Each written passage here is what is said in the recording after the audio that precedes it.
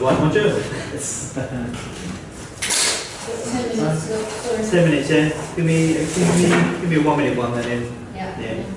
So, for those that haven't seen this part before, so we talk about our core values, which are in your little booklet. Okay, and they're in the journal, aren't they? Yeah, cool. And each month at the meeting, we discuss one of the values. We discuss what they mean to us, and it's interesting going to a lot of the meetings. This is already my 10th one of the year now, so I've already hit that. Okay, it's out. It's out. Yeah, I'll be here for. Right. Sorry. £100 on Candy Camera, that would have been. It's dark, I can't see it.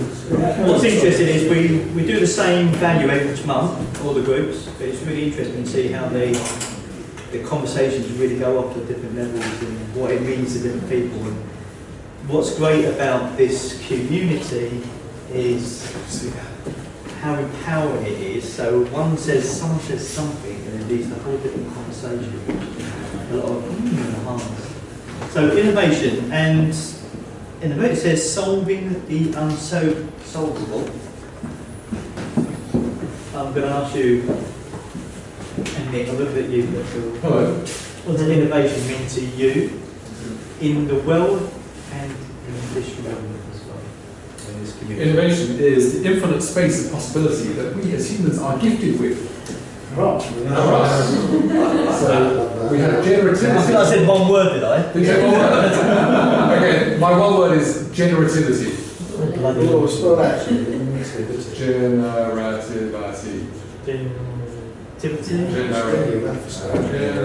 You know what they say. So that? Generativity. So it's the ability to take different elements, see the relationship between them, and recombine the pieces and their relationships so you can create novelty, which is how humans have this infinite universe of language and thought and therefore objects and creation. I'll shut up now. Thanks, Dylan. He said that, so what does that mean to you? Me? Yeah, that's what he said. I just think it's openness, I was the word. If you go for one word. Receiving, but open to receiving what was coming through you. I can't spell that.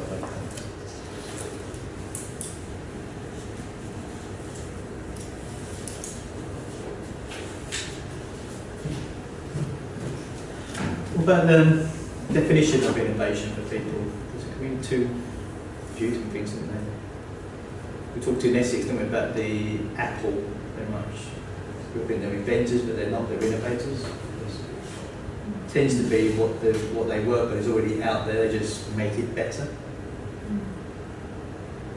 For me, there's also a playfulness about innovation. Playfulness.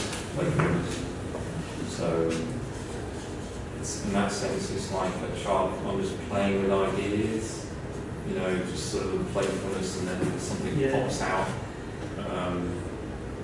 So, for me, a lot of what I do is innovation, so there's a lot of playfulness, but there's another bit around innovation, which is actually when you make it work. When you make it work. Yeah, so there's a sort of,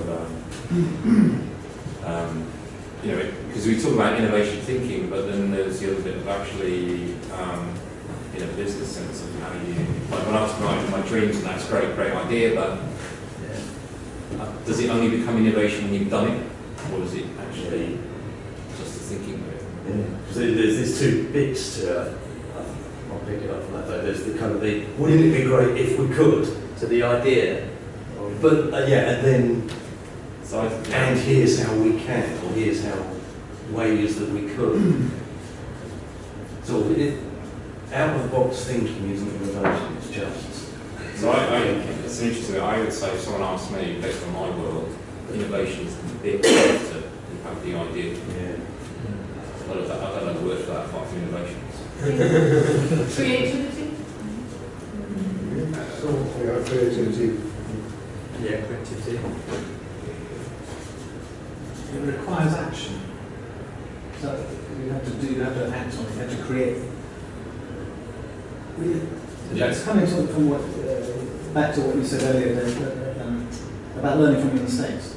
That's a major part. It doesn't matter whether it's right or wrong, you can learn from. I mean, that's where personal development sits a lot into innovation. Question. Good question. Well, interesting, I wrote the label that I hate and like, so forget the hate one, a bit of a strong word. But pioneer, and I've said it before today to you, Scott, and I may have even said that word at the Essex Group for innovation, but it sort of brings up the image for me of actually setting foot out on an adventurous journey that perhaps no one's trod before. Okay. I was going to say, you need a collaborative environment in order for innovations to flourish, because in the normal world, this is me.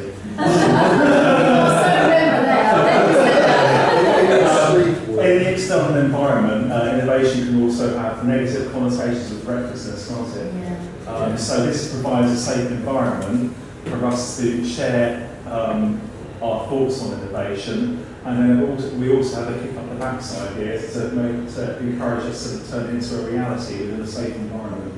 So how do you get that into one word? It's about liberation and freedom for me. You never get a quick answer for me, sorry.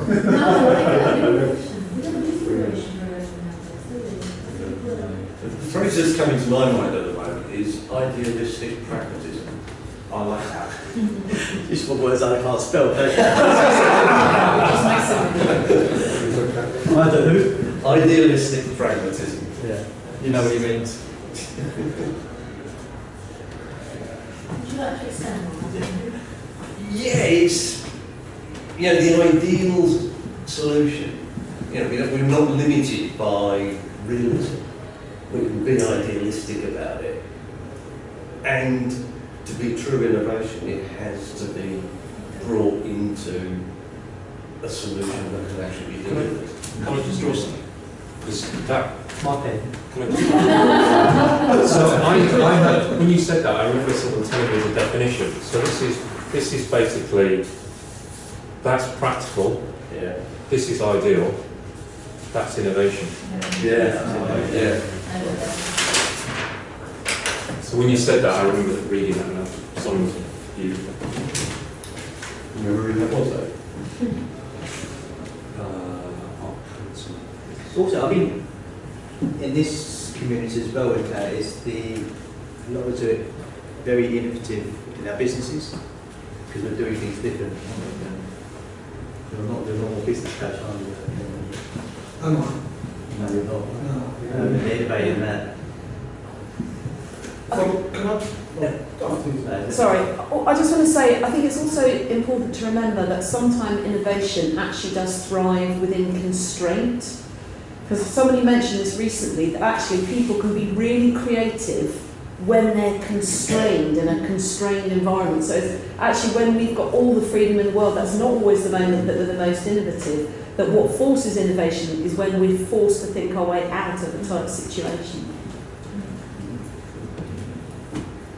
I don't know one word for that. Constraint, you'll have to put it. Constraint. I think that's kind of necessity is the mother of invention. Oh, yeah. I didn't make it up, unfortunately. The thing I wanted to add is, and I'm trying to learn something new here as well, because obviously I wrote the original bit, and I want to just part that. It was about, when you say, when you're thinking about macro stuff that we are, I go back to what you said about labels.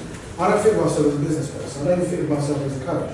I actually think of myself as an activist stroke anarchist, right? That's how I think of That's myself. how I see. And there isn't many profiling tools out there that come out with activists or anarchists. They don't, right? So I don't feel like I'm fitting in those areas. But when I wrote, for me, what is solving the unsolvable is when we get together, we get really connected, we're really human. And we say, yeah, you know what, our education system sucks. Do you know what, the money system is killing us. We're making us all work longer and longer. We're all in debt. Right? And then we look at it and go, what are you going to do about it? You can't do anything about it. I'm like, hey, now that is unsolvable. How are we going to think and be in innovation transforming the human experience? That's what I mean by unsolvable. It's like we don't perceive it as something we can even do anything about. How often do you have that conversation with someone, transform education, oh come on man, it's too big. How are you going to sort out the banking system? And go back to you again, I don't know. That's why I've got you lot here. You know, that's why Jill and I are building this community. So when we see something that in our heart pings us and goes, that doesn't work like that. And I know I could redesign it, I could do it better. And then you look around and think, who's going to come with me? You know, I think it's a bit of a rant. Let me just finish this one thing about my thought. There's a guy called Sam King, wrote a book, Fire in the Belly. He said, first of all, you've got to work out where you're going. Right? I did that a long time ago. Now it's who I'm going with. Yeah? Who's going to come along on that ride? And that's what I mean. That's for me what solving unsolvable is about. Is hitting those things. So I hope I didn't come into a picture, but I just want to be fully expressed. Right, and now we said that, we're going to end up there. But in the sense, that's the fact that what Isabel said is innovation really displays when something's not working. Yeah. So if when I think about this, when I'm creative, it means sort of like a piece of paper. That innovation is quite tricky. But if someone says actually there's a constraint, it's not working, I hate it. Innovation is the tool that we come to. So that's the difference between creativity and innovation. Yeah, because I think innovation is the bit that comes after as you work into action and things. And the other bit that someone said was safe. I think innovation is unsafe. It's going into unsafe territory because you don't know whether it will work or not. Well, I think that's when it gets noted as innovation, when it does, you make something better. And then you see people get, you know, for whatever reason, whether it's, you know, if it's time, size, whatever, it makes it better. And then people see that and the use of it enhances someone's life in some way. Well, I think what you're saying is improvement. I don't think it's innovation. Improvement makes it better. I think innovation is a transformation. It goes into something different. Yeah, because it's the idea of to make it, isn't it? I mean, but Is it recognised as innovation until it works? No. That's not that. Because it's only when people start using it, go, well, that's innovative, but that's it.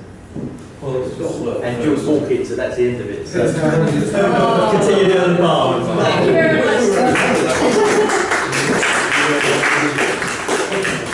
If we carry on, Andrew, we miss you doing your wonderful piece as well.